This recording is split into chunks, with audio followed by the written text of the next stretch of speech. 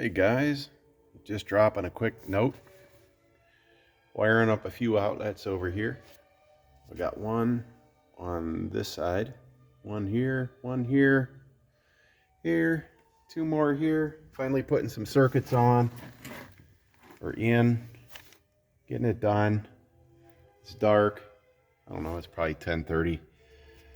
I wire everything up with a Wago for the ground connector. So I bring my two grounds in. What I'm doing, instead of coming across through the studs, I don't want to block that cavity for the insulation. So I'm coming down under the floor and then back up, which means I have a ground coming up and a ground going down. So I use a Wago connector for the grounds. The ground ties in.